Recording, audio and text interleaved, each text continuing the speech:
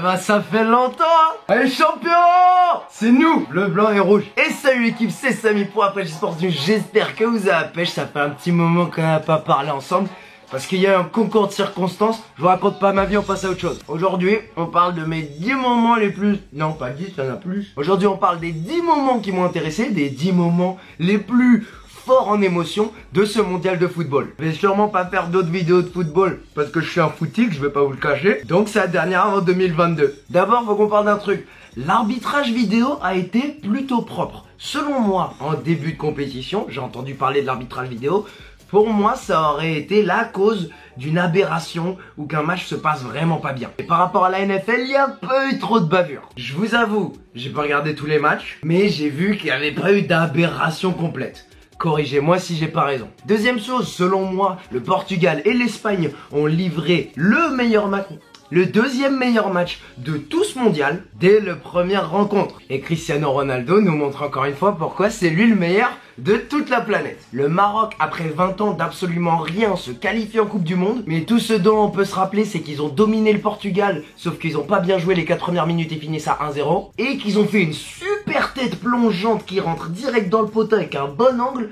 Bah c'était un but contre son camp. Quatrième chose, le Brésil n'a jamais paru dominant. Et je crois que c'est la première fois où j'ai vu une Coupe du Monde où à aucun moment ils étaient vraiment dominants. Et plus encore, Neymar lui-même ne paraissait pas comme le meilleur joueur de sa propre équipe. Ensuite, le Mexique crée la surprise, ça me fait plaisir parce que j'y étais pendant un moment. Ils remportent leur premier match contre l'Allemagne, c'était fou. Et j'aurais peut-être dû mettre ça comme prédiction sur mon petit gazon. J'aurais peut-être pas fini 35e sur 40. Ça aurait changé quelque chose. Ensuite, l'Allemagne, ils sortent un peu la tête de l'eau et nous livrent un de ces coups francs de Toni Kroos pour survivre face à la Suède. Plus tard, on voit des images de Mexicains en face de l'ambassade de Corée qui prennent dans les bras des Coréens. Je crois que l'ambassadeur était dedans parce que la Corée a sorti l'Allemagne avant la fin des phases de poule. Et encore une fois, le champion en titre ne passe pas les poules. On espère qu'en 2022, on fera un peu mieux la France. Du côté des Argentins, on a vu Maradona célébrer une victoire contre le Nigeria avec classe,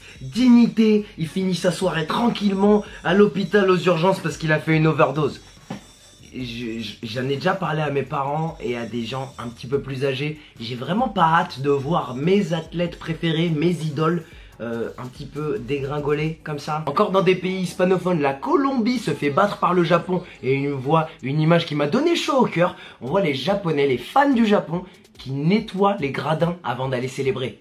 Ça, c'est vraiment quelque chose qu'on devrait apprendre. D'autre part, ce qui m'a marqué, c'est tous les matchs de la Belgique. Ils étaient dominants, c'était une machine. Ils ressemblaient, selon moi, à l'Allemagne d'il y a 4 ans. Je vous avoue, j'avais un petit peu plus peur de la Belgique que de la Croatie ou de l'Angleterre. J'étais comme ça pendant la demi-finale. Les Belges, impressionnants pendant toute la compétition, ils ont fait passer à Neymar plus de 15 minutes au sol, et ce qui a créé un Neymar Challenge, ce qui était pas mal. Après, les mots qu'ils ont dit après le match de la France, bon, on va oublier ça. Et puis les mots de Griezmann pour répondre à Thibaut Courtois étaient plutôt bien vus. Non, Courtois il a joué à l'Atlético de Madrid, il a été champion d'Espagne, non, laisse ça. D'ailleurs, ça m'amène à un des points les plus importants de cette vidéo selon moi. Comment les médias traitent les bleus comparé aux médias américains qui traitent les sportifs américains.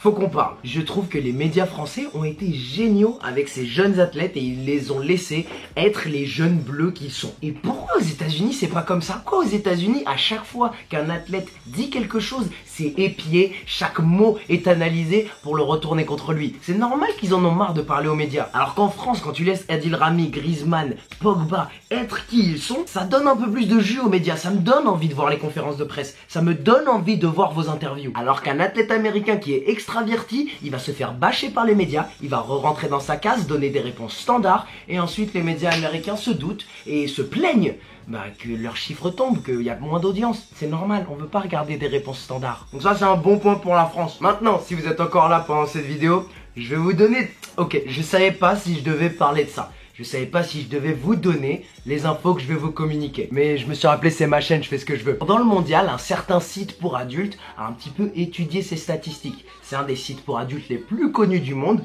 Moi, bien sûr, jamais de ma vie j'ai mis les pieds dessus. Et donc moi, vous savez, les statistiques, j'adore. Les chiffres, c'est ma passion. Le site pour adultes très connu a indiqué qu'à partir du début du mondial, les recherches avec le mot-clé football ont augmenté de 110%.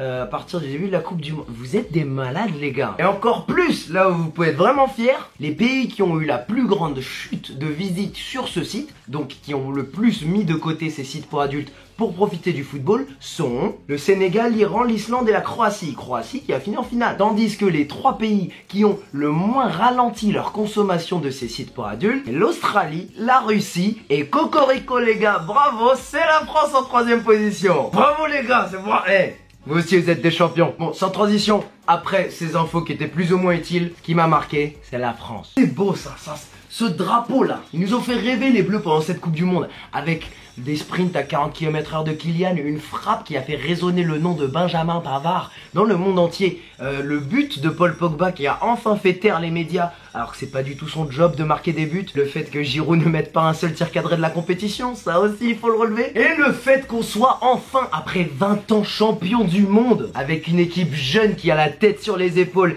et Adil Rami. Un très grand merci pour les impôts. Je vais pas vous répéter pourquoi les Bleus nous ont fait vibrer pendant cette Coupe du Monde, vous l'avez sûrement vécu. Mais si vous voulez voir mes réactions en live des demi-finales et des finales, j'en ai posté sur mon Instagram perso qui s'appelle @SamiBBM. Allez voir ça, c'est les 2 dernières publications. Allez spammer de commentaires, mettez-moi des cœurs bleu, blanc, rouge, ça me fait plaisir. En tout cas, j'ai sûrement oublié des choses. Il y a sûrement des choses qui vous ont fait vibrer que j'ai pas citées dans cette vidéo. Dites-le moi dans les commentaires. J'ai pas vu tous les matchs, mais j'ai vu un 4-2 qui m'a vraiment bien plu. Encore une fois, je suis pas fan de football, mais je suis fan de sport. Alors même si c'était le hockey sur gazon, un sport qui réussit à réunir le monde entier, et comme si vous le voyez dans mes vidéos sur Instagram, nation entière, bah ça je kiffe. C'est sûrement ma dernière vidéo avant le mondial de 2022, parce que honnêtement je suis vraiment un footix. Mais en attendant, on se retrouve mercredi 18h pour plus de NFL, plus de NBA. Et ce sera tout pour moi, allez ciao. Et abonnez-vous, dans la prochaine vidéo il y a un jeu concours pour gagner un truc trop cool, allez ciao. Tico, tico, tico, tico, tico, tico.